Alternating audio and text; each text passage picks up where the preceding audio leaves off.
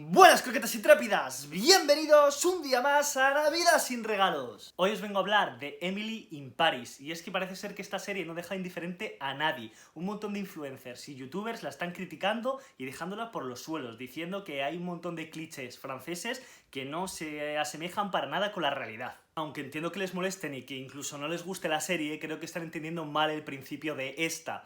No busca reflejar la sociedad francesa, sino más bien busca reflejar cómo se siente un extranjero al vivir en Francia. Y aunque muchos digan que esta serie es un cóctel de clichés sin fundamento, la verdad es que no, para nada. Creo que me pasa un poco con el drama. Realmente un extranjero que vive en Francia se siente muy identificado con esta serie. Obviamente, seguro que no todos, pero por lo menos en mi círculo de expatriados, el 99%...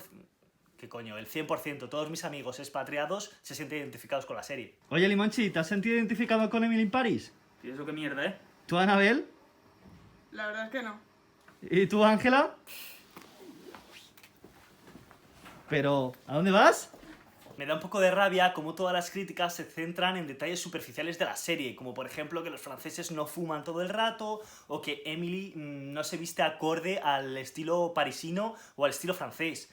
A ver, en realidad Emily es americana y acaba de llegar, es normal que no vista como una francesa, ¿no? Que porte su estilo propio desde Estados Unidos, pero bueno, ese es otro tema. Lo más interesante de esta serie son los detalles, y es que si no has vivido en Francia como extranjero, lo más seguro es que los pases desapercibidos, y realmente es la magia de esta serie. Primer detalle de todo, los edificios viejos. Obviamente esto no pasa en toda Francia, pero sí que si vives en una capital y vives un poco en el centro, lo más seguro es que tengas un piso así de viejo.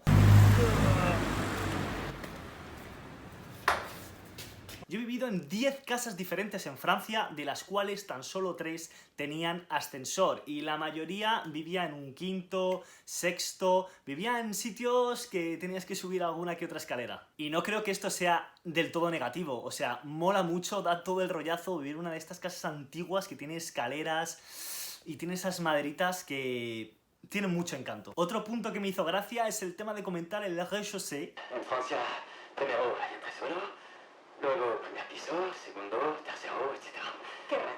La serie, por supuesto, también tiene unos errores muy graves, sobre todo cuando Emily entra a su apartamento, que es inmenso. O sea, ese apartamento parece que tiene 60, 70 metros cuadrados y no es para nada la realidad, sobre todo en París. Ya no digo en Francia, pero en una ciudad como París no es para nada la realidad. Y me parece que ahí han perdido una oportunidad de aprovechar uno de los puntos fuertes de París. Los dos pisos de arriba se solían reservar para los siguientes.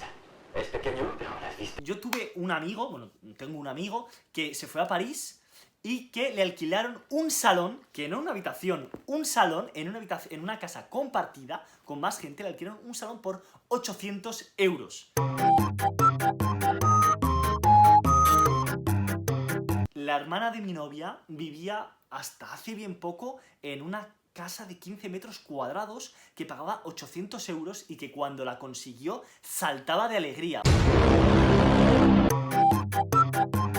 Comment s'est passé le voyage, le nouvel appartement, tout ça? Me he quedado mucho.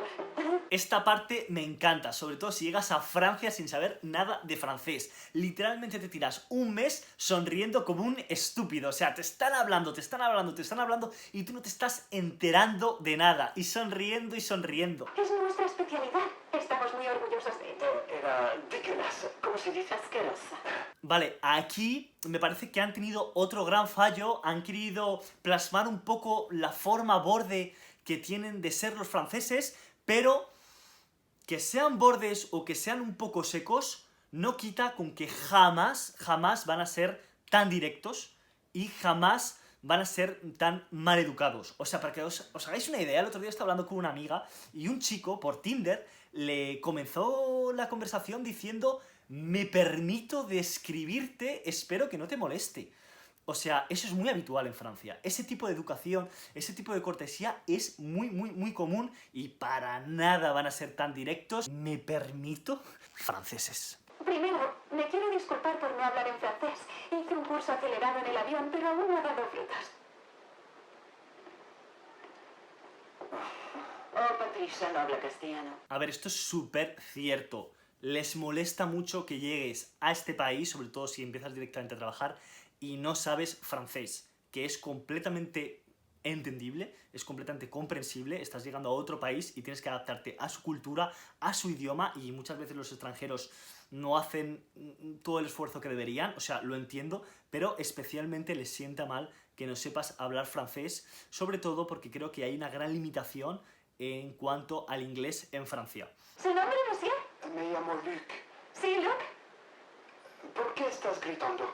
Dios, esta parte es brutal, y es que es cierto, los españoles hablan mucho más alto que los franceses, y es una realidad que les molesta bastante. Una anécdota que tuve es que Clara y yo nos fuimos a esquiar un día en un autobús de chill, y estuvimos hablando a un tono medio español, y al final del viaje un señor nos empezó a gritar y recriminar que estábamos hablando súper alto y que no podía dormir. Esto ocurre muy a menudo. A mí me habrá ocurrido como 5 o 6 veces. Al final te acostumbras y tú también bajas la tonalidad de voz, y es cierto que cuando hablas francés, de por sí tu tono medio es mucho más bajo que cuando hablas español. De hecho, yo ya llevo como 4 años en Francia, y cuando voy a España noto que la gente habla muy alto, incluso ya me empieza a molestar ligeramente. No tanto como para recriminárselo a nadie, pero sí noto esa diferencia. Y sí que puedo entender que si has nacido en Francia y para ti es habitual que escuches hablar en español, te dé la sensación de que está gritando. O sea, esto es muy cierto. Un pan o chocolate. Dios, pan o chocolate, o sea, es la leche. Yo no había escuchado este bollo en mi vida. Sí que es cierto que seguro que existe en España, pero no es tan conocido. Es más conocido el croissant. El resto es bollería, que yo no sé muy bien ni qué nombres tiene. Bueno, sí, alguna napolitana y tal, pero el pan o chocolate como tal no lo había escuchado nunca. Y en Francia es súper conocido, o sea, es casi tan conocido como el croissant. Y vosotros diréis, bueno, pero es un bollo como otro cualquiera, como te puedes comer en España. Sí y no. Sí que es cierto que el croissant lo puedes encontrar en España, pero de verdad, tíos, no es lo mismo. Te comes un croissant en España y te comes un croissant en Francia y no tiene nada que ver. O sea, yo me acuerdo perfectamente cuando comí por primera vez un pan au chocolat o un croissant en Francia, flipé. O sea, lo comí y dije, hostia, sí, es un croissant, tiene el mismo sabor, pero no exactamente el mismo sabor. Y parece ser que en España utilizan más aceites y en Francia utilizan más mantequilla. Le meten bien de mantequilla. Y también, por lo que me han contado, en España hay mucha bollería industrial, se lleva mucho bollería industrial, y en Francia todavía se mantiene un poco ese toque artesanal que les gusta tanto a los franceses en el caso de los croissants y los pan au chocolat. Y realmente sí que notas yo por lo menos noto una gran diferencia entre comérmelo un croissant en España o comerme un croissant en Francia. O sea, de verdad os invito a que un día vayáis a Francia y que os comáis un croissant en una panadería. Son muy baratos y están muy buenos.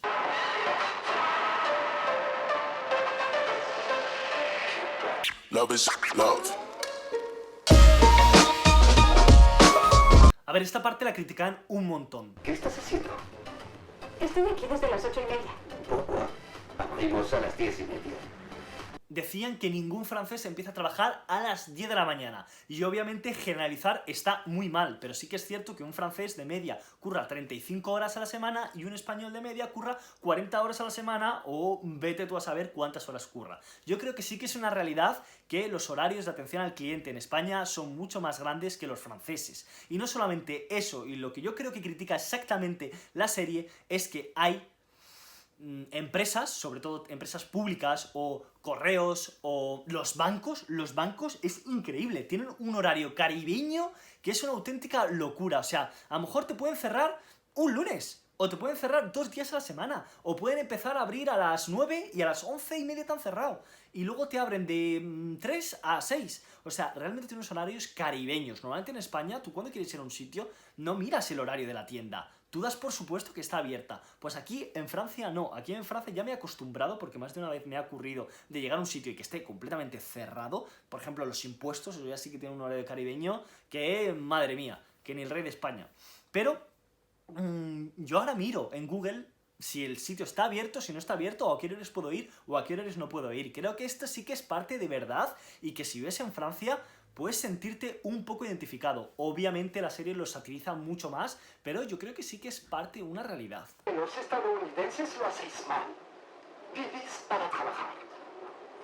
Nosotros para vivir. Vale, esta parte me encanta y es muy difícil de comprenderla. Tardas varios meses o incluso años en entenderlo. Los españoles tenemos una mentalidad muy diferente a los franceses. O sea, un español, como hay tanta competitividad en el trabajo en España y es tan difícil encontrar un buen trabajo, en España te dejas los cuernos por la empresa y curras a fuego dejándote el alma y tu vida ahí. O sea, hay a veces que roza la esclavitud, me refiero, y entenderme. Hay españoles en bares currando, dándolo absolutamente todo, porque si no, eso no sale adelante. Eso no sale adelante. Y eso es... Hay un problema de base ahí, porque yo creo que se deben respetar los horarios. Mira todos los camareros que hacen horas de extra de más y que no te pagan. Eso no es una auténtica vergüenza. Y en España lo tenemos como algo normal, pero para los franceses es algo completamente inaceptable. En Francia, tú curras tus horas. Y si tienes que currar más horas, te las pagan. O te devuelven días o lo que sea, pero tú, toda hora extra, vas a tener un beneficio por ello. Y a mí me parece increíble, a mí me parece genial. O sea, me parece que es algo por lo que deberíamos luchar. Y en España se tiene algo muy asimilado porque las cosas son como son, pero en Francia no es así para nada. En Francia de verdad que ellos trabajan para vivir. Y ole por ellos. Sylvie me ha despedido. Ah, solo eso. En Francia es imposible despedir a alguien. ¿Qué? Oui. La burocracia lleva meses, años. Bueno, el tema de despedir en Francia, o sea, es que ese es el top. O sea, me reí mucho cuando sacaron a la luz. Me parece que es un tema muy peligroso, muy controvertido y que iba a saltar alguna ampolla. De hecho, la ha sacado. Y es el tema de despedir en Francia. Obviamente, si eres un CDD, te van a alargar sin ningún problema. Bueno, algún que otro problema más que en España, seguro. Pero si eres un CDI, o sea, un contrato de duración indeterminada, es imposible que te echen. Es muy difícil que te echen. Y eso es una realidad. Tienen que hacer un montón de papeleo y de burocracia que no les merece, en la mayoría de casos, la pena. O sea, ¿al final te pueden echar? Obviamente que sí. Pero tienes que liarla mucho. Y te voy a contar una anécdota que ha ocurrido en un hospital de Francia que me han dicho a mí.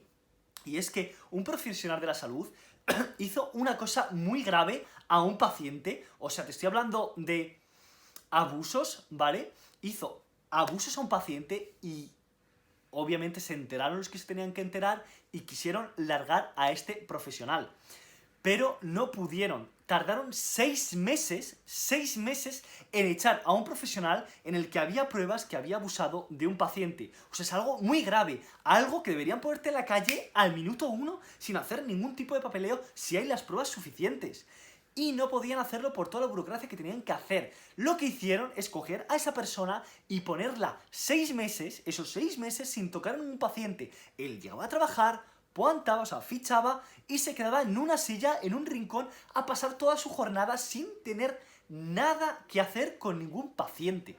Es una auténtica locura. Bueno, al final es una comedia romántica, está claro que utilizan muchos clichés, se apoyan en muchos clichés para hacer humor. Algunos yo creo que sí que son muy representativos para un extranjero que vive en Francia y otros un poco exagerados o incluso no tienen nada que ver con la realidad, pero al final de cuentas, yo soy español, por ejemplo, no he visto como un torero, jamás he ido a una corrida de toros, pero justo vivo al lado de una plaza de toros, ¿vale? Algo de verdad a veces siempre hay, o al menos la hubo en un pasado. Para terminar, ningún cliché te representa como individuo, y tan solo tú sabes lo genial y maravillosa que es la gente a tu alrededor. Pero dicho esto, es la hora de la siesta. Yo me voy a dormir. ¡Me voy a dormir que tengo sueño! Bueno, ya está aquí el vídeo de hoy, espero que os haya gustado, dale a like, suscríbete, coméntame algo chulo en los comentarios y recuerda, recomiéndale este vídeo a tu abuela que seguro que le va a encantar. ¡Hasta pronto!